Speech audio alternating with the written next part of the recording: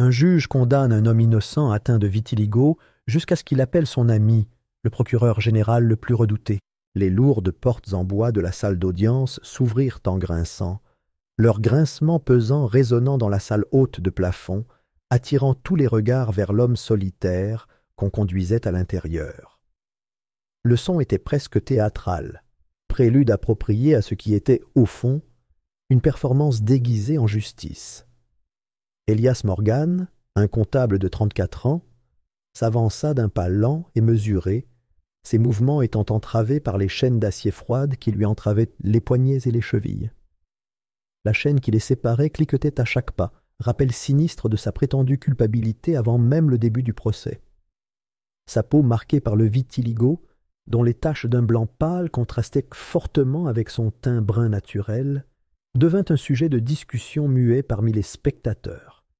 Des murmures parcoururent la galerie, certains étouffés et scandalisés, d'autres teintés de la satisfaction silencieuse de ce convaincu d'assister à la chute d'un criminel. La galerie était bondée, remplie d'hommes et de femmes dont les regards exprimaient un mélange de curiosité, de jugement et, dans certains cas, de triomphe inexprimé.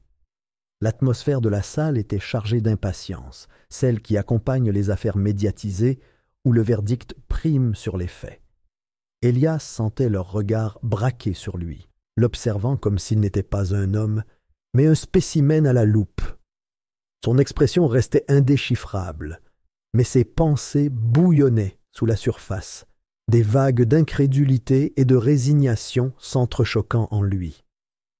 Il avait toujours été un homme de chiffres, de logique, de dossiers méticuleux et de conclusions tranchées. Pourtant, il était là, ligoté comme un animal, exhibé devant le tribunal comme s'il avait déjà été condamné. Le juge Preston Aldridge était assis haut sur son banc, emblème d'autorité gravé dans la pierre. Son visage était marqué par des années de jugement, certains justes, d'autres loin de l'être, mais son expression ne trahissait rien.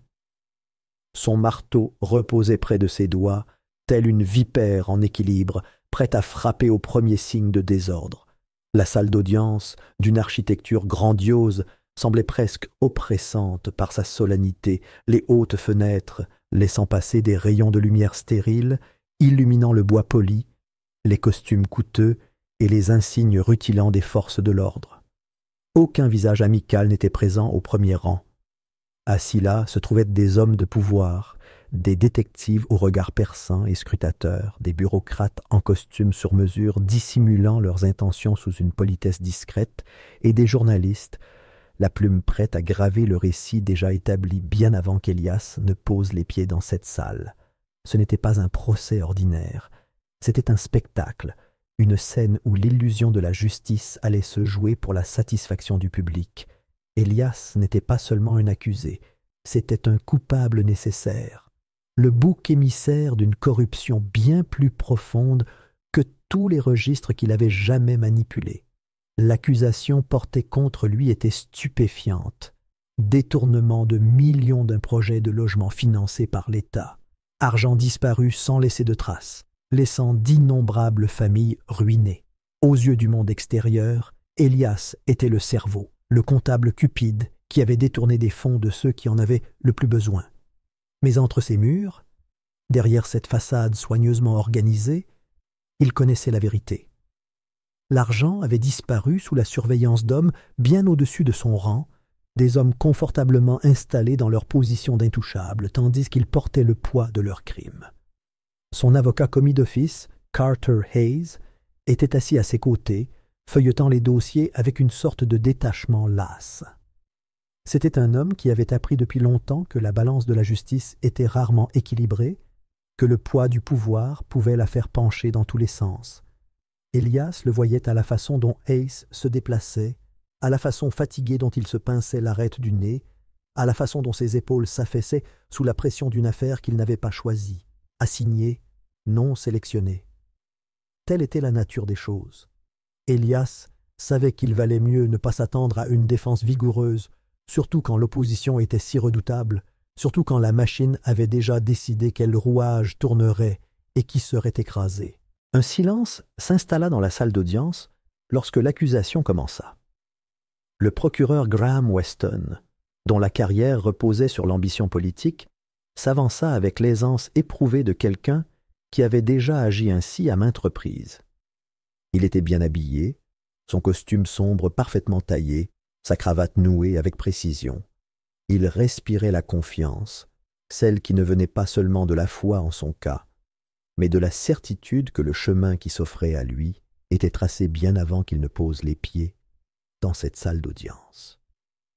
Sa voix était autoritaire, claire et nette, chaque mot choisi avec la précision d'un sculpteur taillant des pierres superflues pour révéler le chef-d'œuvre final. Weston dépeignit Elias comme un manipulateur rusé, un homme qui avait tissé un réseau complexe de tromperies au fil des ans, détournant des fonds petit à petit jusqu'à amasser une fortune au détriment d'innocents. Il parle de documents falsifiés, de transactions falsifiées, d'une trahison de confiance si profonde que les fondations mêmes de la cité s'étaient effondrées. Chaque preuve présentée était circonstancielle, un amas de chiffres et de traces écrites qui ne racontaient que l'histoire qu'ils avaient été chargés de raconter. Elias le savait, et peut-être Hayes aussi, au fond de lui. Mais savoir et prouver étaient deux choses bien distinctes. Les jurés restèrent assis en silence, le visage soigneusement neutre, mais Elias sentait le poids de leurs préjugés. Ils avaient entendu les reportages, vu les gros titres, absorbé les histoires inventées par ceux qui avaient profité de sa condamnation. Difficile de ne pas entendre de telles choses, encore plus difficile de rester véritablement impartial quand le monde entier avait déjà été prévenu. La voix de Weston emplissait la salle, ses mots s'imprimant comme de l'encre sur du parchemin, indélébile et inéluctable. Le système n'exigeait pas la vérité pour condamner, il lui suffisait d'un récit convaincant, et Weston était passé maître dans l'art d'en élaborer un. Elias resta immobile, les mains posées sur la table devant lui, le métal de ses chaînes fraîches contre sa peau. Il sentait la tension dans ses muscles, la fureur sourde qui couvait sous la surface. Mais il savait qu'il valait mieux ne pas la laisser transparaître. L'émotion était dangereuse dans un tel contexte. La colère pouvait se transformer en culpabilité, la frustration en preuve d'un méfait. Il resta immobile, l'air impassible, son esprit calculant le poids de chaque mot prononcé contre lui. La vérité était fragile face au pouvoir. Elle pouvait être déformée, façonnée, réécrite jusqu'à ne plus lui ressembler. Et dans cette salle, entouré d'hommes qui s'épanouissaient dans la déformation de la réalité, Elias comprit que son innocence n'était qu'une formalité qui n'aurait plus d'importance lorsque le marteau tomberait enfin. Alors que la plaidoirie d'ouverture de Weston touchait à sa fin, un murmure parcourut la salle d'audience, un léger bourdonnement d'approbation de ceux qui avaient déjà pris leur décision. Le spectacle avait commencé, et Elias était le méchant de cette tragédie soigneusement orchestrée. Il sentait les murs se refermer, l'inéluctabilité de tout cela pesait sur lui comme un poids inébranlable. Mais sous cette lumière, enfouie profondément, à l'abri des regards, une pensée unique prenait racine et refusait de dépérir. La vérité existait toujours, et d'une manière ou d'une autre, il trouverait le moyen de la faire entendre. 2 semaines auparavant, dans un bureau faiblement éclairé de la capitale de l'État, une réunion avait eu lieu entre les hommes mêmes qui siégèrent désormais au premier rang de la salle d'audience. Le gouverneur, le commissaire de police et plusieurs personnalités judiciaires de haut rang s'étaient réunis à huis clos, l'air sombre mais calculé. La salle sentait les cigares coûteux et le whisky vieilli, le genre de plaisir réservé à ceux qui pouvaient se permettre de jouer les faiseurs de rois sans craindre les conséquences. Leur problème était simple. Des millions avaient été détournés de la cité et l'opinion publique commençait à s'interroger. Des rumeurs de corruption s'étaient répandues, des rumeurs qu'il était désormais impossible d'ignorer. Les journaux étaient indiscrets, les militants protestaient, et quelqu'un devait assumer la responsabilité avant que l'incendie ne se propage au-delà de leur contrôle. Elias Morgan était le candidat idéal. Un homme sans lien politique, sans fortune pour monter une véritable défense, et sans personne d'importance prête à le soutenir. Il était remplaçable, un pion dont l'élimination satisferait le public et protégerait les véritables responsables. Le juge Aldridge avait reçu un ordre direct, le condamner et limiter la durée du procès. Le procureur Weston s'était vu promettre un poste plus élevé s'il garantissait une victoire rapide et décisive. Chaque élément de preuve avait été fabriqué, des relevés bancaires reliant Elias à des comptes offshore au courriel falsifié, détaillant son implication supposée dans le détournement de fonds. Les policiers impliqués avaient reçu l'ordre de garder le silence, leur silence étant acheté par des promotions et des enveloppes discrètes remplies d'argent intraçable. Les membres de la magistrature susceptibles de s'y opposer avaient été traités avec célérité. Certains par de juteux pots de vin, d'autres par des menaces soigneusement voilées qui ne leur laissaient d'autre choix que de se soumettre. De retour au tribunal, le poids de cette main invisible se pressait contre la gorge d'Elias, invisible mais suffocante par son inéluctabilité. L'air était lourd d'une tension qu'il pouvait presque sentir, amère et métallique, comme du sang sur la langue. Il savait que ce n'était pas un procès, pas comme la justice était censée fonctionner. L'issue avait été décidée avant même qu'il ne mette les pieds dans la salle d'audience, son sort scellé d'un trait de plume bien avant que la première preuve fabriquée ne soit présentée. Il se tourna vers Carter Hayes, dont l'expression trahissait la défaite. L'avocat commis d'office croisa à peine son regard, avant de murmurer, d'une voix si basse qu'elle ne dépassa guère leur petit coin de la salle d'audience. « Accordez-vous. C'est la seule façon de survivre. » Les mots s'immobilisèrent comme du plomb dans l'estomac d'Elias. Un accord, des aveux pour un crime qu'il n'avait pas commis, un aveu de culpabilité qui leur assurerait la victoire tant désirée pendant qu'il croupirait dans une cellule de prison, un autre nom sur la longue liste des condamnés à tort. Il pouvait lire l'attente sur leurs visages, les sourires narquois, à peine dissimulés de ceux qui croyaient avoir déjà gagné. Weston se tenait debout, les mains croisées dans le dos, une posture qui respirait la confiance, sachant qu'il avait l'avantage. Le juge observait avec un détachement froid, attendant le moment où Elias se coucherait. Un autre pion sacrifié au nom du jeu. Mais il l'avait sous-estimé. Il y avait une chose qu'Elias savait qu'ils ignoraient, un seul fil qu'ils avaient omis de couper, un dernier coup encore en jeu. Son regard balaya la salle, son esprit s'activant comme s'il calculait une équation trop complexe pour être comprise par ceux qui l'entouraient. Il regarda d'abord le juge, puis l'accusation, puis l'huissier posté près de la porte, la main fermement sur l'arme à feu attachée à sa ceinture. Il savait ce qu'il devait faire. « Je veux mon appel. Tout de suite. » Les mots flottaient dans l'air comme un gant jeté aux pieds de ses ravisseurs. Un mouvement parcourut la salle d'audience, à peine perceptible mais indéniable. L'huissier se raidit et échangea un regard avec le juge, qui fronça les sourcils, comme irrité par cette perturbation. Les lèvres de Weston se pincèrent. Ses narines se dilatèrent légèrement, première fissure dans son sang-froid jusque-là impénétrable. Pendant un instant, personne ne dit mot. Puis le juge Aldridge se pencha en avant, les doigts joints, observant Elias avec la patience d'un homme accédant à une requête futile. C'est très irrégulier. Elias soutint son regard sans ciller. Il avait passé des années à éplucher les documents financiers, à identifier les anomalies là où d'autres ne voyaient rien, à remonter les numéros manquants jusqu'aux mains qui les avaient saisis. Cette même méticulosité se tournait maintenant vers les hommes qui cherchaient à le détruire. « Ce procès aussi, » rétorqua-t-il d'une voix égale. « Et pourtant, nous y voilà. » Un muscle se contracta dans la mâchoire du juge. La salle d'audience n'était plus aussi immobile qu'elle l'avait été quelques instants plus tôt. La tension avait changé, subtile mais indéniable, une fissure se formant dans le mur qu'ils avaient si soigneusement construit autour de lui. Elias connaissait les règles de leur jeu, mais il savait aussi autre chose. Quand les hommes se croient intouchables, ils deviennent négligents, et l'inattention mène à l'erreur. Il avait besoin de cet appel, et surtout, il avait besoin qu'il croie qu'il n'avait plus rien à perdre.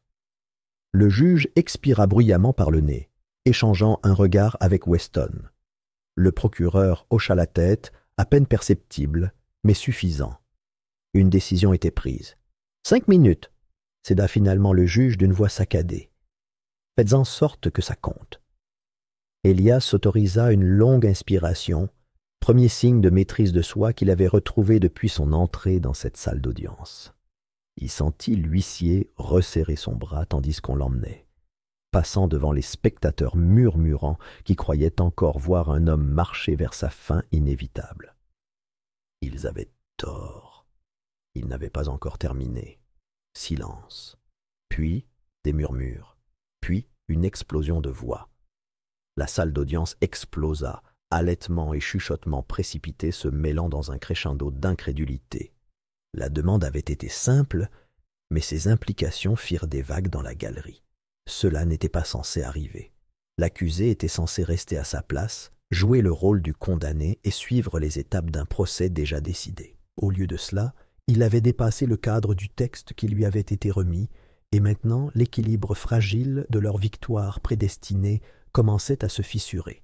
Le marteau du juge Aldridge frappa violemment le bois, une tentative acharnée et désespérée de reprendre le contrôle. « À l'ordre! À l'ordre dans la salle !» Sa voix portait le poids de l'autorité, mais il y avait une pointe d'ironie, une pointe de panique. Il la sentait changer, l'énergie dans la salle, les regards inquiets échangés entre ceux qui avaient orchestré ce spectacle. Le mal était fait. Elias avait formulé une demande juridiquement contraignante, même dans un système truqué. Un lourd silence s'abattit, tandis qu'Elias était conduit dehors, les chaînes à ses poignets et à ses chevilles cliquetant doucement à chaque pas mesuré. Le couloir menant à la salle de détention semblait plus froid qu'il n'aurait dû, l'air lourd de menaces inexprimées pesant sur lui. On lui accordait exactement 3 minutes. 3 minutes pour s'accrocher à son dernier espoir. Ses mains tremblaient lorsqu'il décrocha le téléphone, son pouls battant contre ses côtes. Chaque seconde comptait. Il composa le numéro avec une précision experte, son souffle s'arrêtant lorsque la ligne décrocha une fois, 2 fois. Puis, enfin, Elias? La voix était grave, posée et reconnaissable entre toutes. Elle portait le poids de l'expérience, la certitude tranquille d'un homme qui n'avait jamais été du côté des perdants dans un combat auquel il s'était véritablement engagé. Elias ferma brièvement les yeux, expirant d'un souffle tremblant. « Nathaniel, » murmura-t-il, forçant les mots à traverser la gorge serrée. « Ils me tendent un piège. J'ai besoin de toi. » Nathaniel Crane n'était pas seulement un avocat. C'était le procureur général de l'État, un homme dont le seul nom faisait frissonner les coulisses du pouvoir. Il avait bâti sa réputation en démantelant la corruption, même qui avait enserré Elias, abattant des hommes qui se croyaient autrefois intouchables. Ses victoires étaient gravées dans l'histoire judiciaire, chaque affaire étant un avertissement pour ceux qui pensaient que la justice pouvait s'acheter et se plier à leur volonté.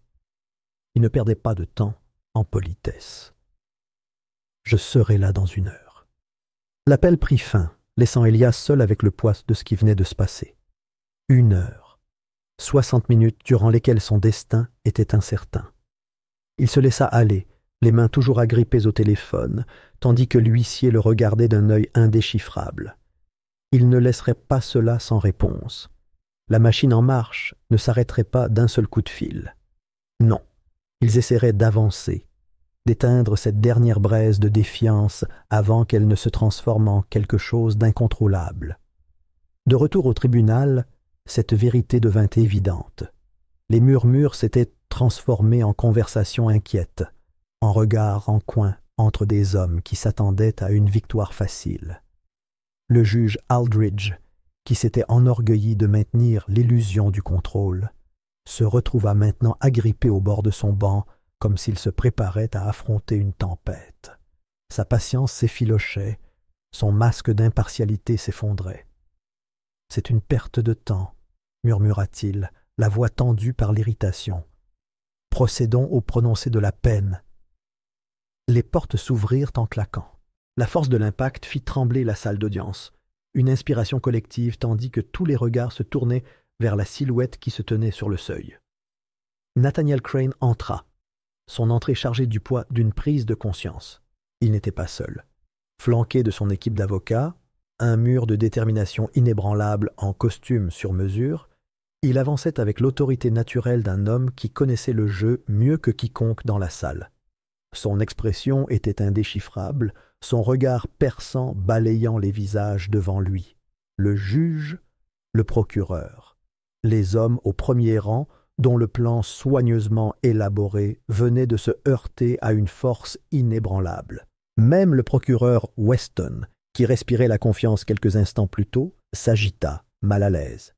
Il savait ce que Crane représentait. Non seulement un adversaire redoutable, mais un perturbateur dans tout ce qu'ils avaient mis en branle. Les règles avaient changé à la seconde où il était entré dans la salle. Crane n'hésita pas. Il ne jeta pas un coup d'œil vers la zone réservée aux visiteurs, n'attendit ni autorisation ni accusé de réception. Il se dirigea droit vers la table de la défense, d'un pas ininterrompu, déboutonnant sa veste et s'asseyant sur la chaise à côté d'Elias. Les murmures étaient revenus. Une vague d'incrédulité déferla sur la galerie. Ce n'était pas censé se passer comme ça. Cela ne faisait pas partie du scénario. Avec une précision délibérée, Crane posa sa serviette sur la table, les loquets métalliques s'ouvrant avec un clic définitif. Il ne regarda ni le juge, ni Weston. Au lieu de cela, il s'adressa à la salle d'audience, sa voix tranchant clairement le silence pesant.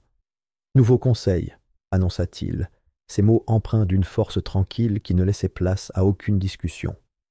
Avec effet immédiat. Le marteau ne frappa pas.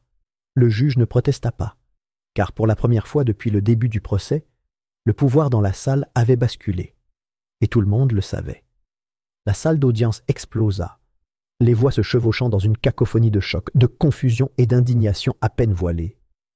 Certains étaient trop stupéfaits pour réagir, d'autres chuchotaient furieusement entre eux.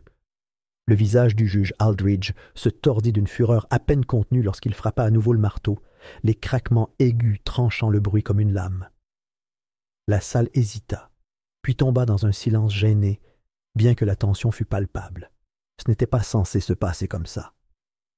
Elias resta immobile, les poignets entravés contre la table de la défense, observant le chaos se propager.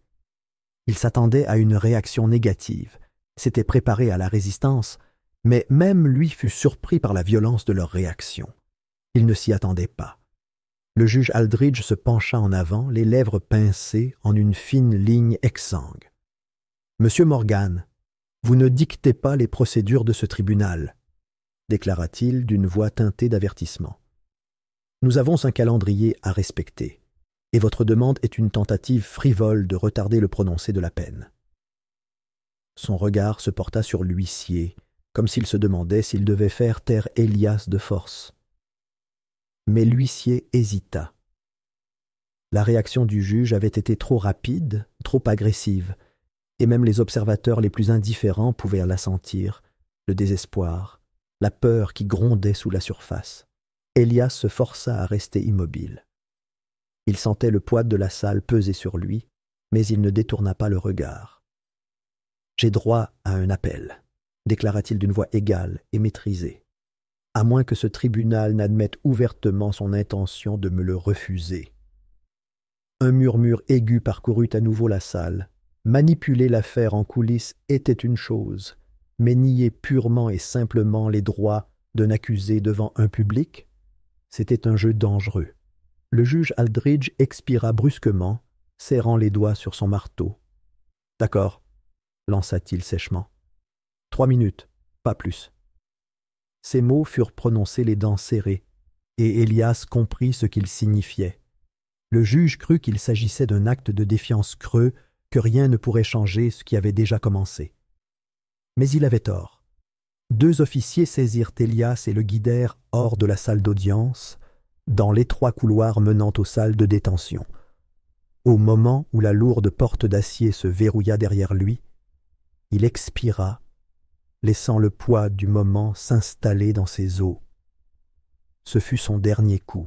Un téléphone de prison était posé sur la table métallique devant lui. Il s'efforça de garder les doigts immobiles, tandis qu'il décrochait, composant un numéro qu'il avait mémorisé des années auparavant. La ligne sonna une fois, 2 fois. Puis, la connexion s'établit. Une voix grave et posée répondit, son ton ne trahissant ni surprise ni urgence. « Elias ?» Pour la première fois depuis son arrestation, Elias sentit quelque chose se calmer en lui.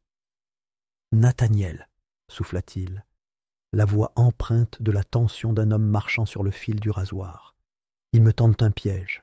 J'ai besoin de toi. » Il n'y eut aucune hésitation, aucune incrédulité, juste un acquiescement discret. Nathaniel Crane n'était pas homme à faire le spectacle. Il ne perdait pas de temps en promesses rassurantes ni en questions dont il connaissait déjà les réponses. « Où es-tu » ? « Au tribunal d'État. Le procès est une farce, » poursuivit Elias, s'efforçant d'être rapide. « Preuve fabriquée. Le juge est dans le coup, Weston aussi. » Il déglutit difficilement, la gorge sèche. « Ils veulent ma mort, Nathaniel, soit en cellule, soit dans une tombe. » Il y eut un silence à l'autre bout du fil, mais pas celui qui trahissait l'indécision. Non, Elias connaissait bien ce silence. C'était le son d'un homme évaluant, calculant, déterminant le moyen le plus efficace de démanteler la menace qui pesait sur lui. « Je serai là dans 1 heure, » dit finalement Nathaniel. Et puis, la ligne fut coupée. Elias raccrocha, le cœur battant à tout rompre lorsque la porte s'ouvrit à nouveau.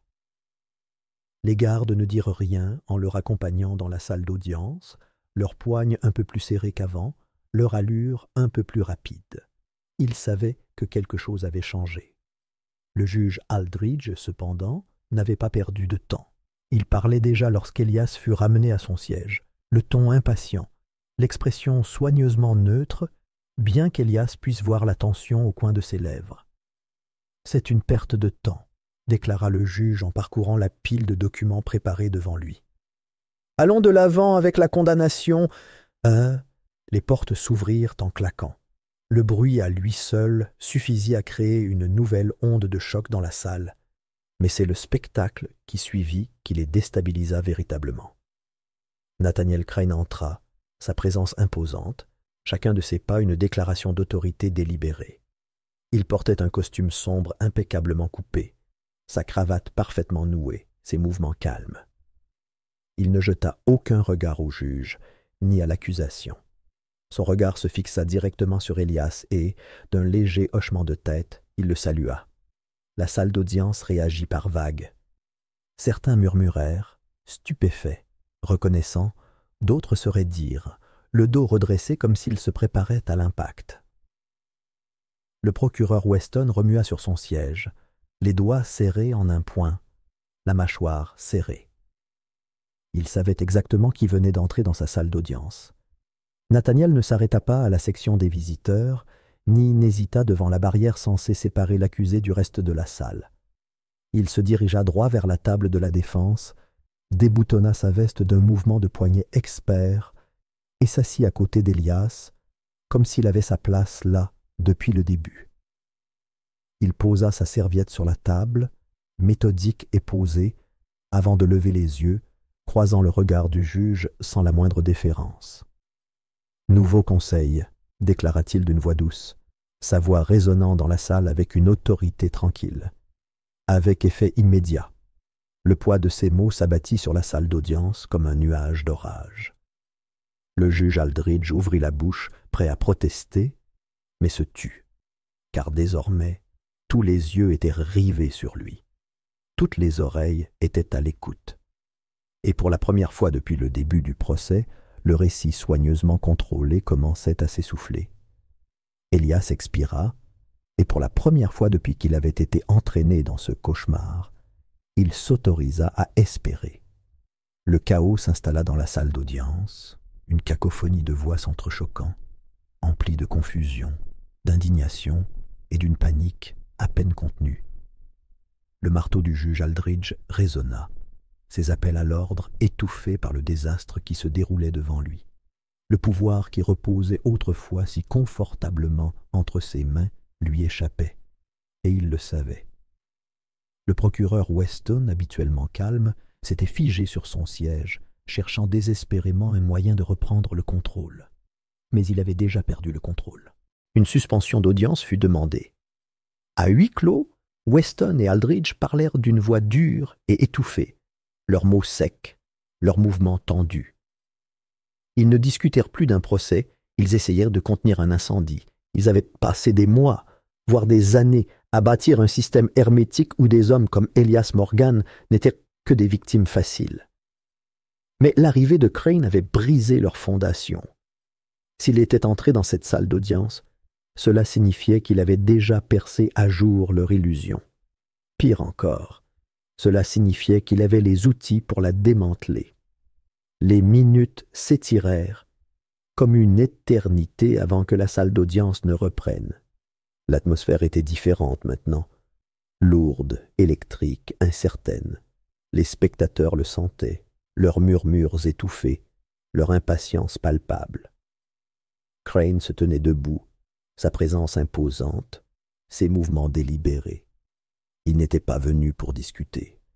Il était venu pour mettre un terme à tout cela. Il déposa un épais dossier non scellé sur la table de la défense et le fit glisser avec un silence définitif. « Votre honneur, » commença-t-il, sa voix tranchant la tension comme une lame dans la soie. « Toute cette affaire est bâtie sur des mensonges, et j'ai les preuves pour le prouver. » Ces mots firent un sifflement dans la salle, mais avant que quiconque puisse réagir, Crane ouvrit le dossier. Les véritables documents financiers s'y trouvaient, des documents qui révélaient la vérité en chiffres et en encre. Il remontait la trace des millions disparus, non pas jusqu'à Elias Morgan, mais jusqu'aux hommes mêmes qui avaient orchestré cette mascarade. Sociétés écrans, comptes offshore, transactions cachées, tout était là, un réseau complexe de tromperies dévoilées au grand jour. Des exclamations de surprise parcoururent la salle. Certains se penchèrent en avant, impatients de voir de plus près, tandis que d'autres reculèrent, le visage déformé par l'incrédulité. Le teint d'Aldridge devint cendré. Weston resserra sa prise sur le bord de la table, les jointures blanches. Puis, Crane fouilla dans sa mallette et en sortit un petit enregistreur. Un simple clic et une voix emplit la salle d'audience. Une conversation. 2 semaines plus tôt. Le bureau du gouverneur. Les mots étaient accablants, imprégnés de la cruauté désinvolte d'hommes qui se croyaient intouchables. Il parlait d'Elias comme d'un problème à éliminer, d'un bouc émissaire destiné à la consommation publique. Il discutait de preuves falsifiées, de fonctionnaires corrompus et de la certitude d'un verdict de culpabilité.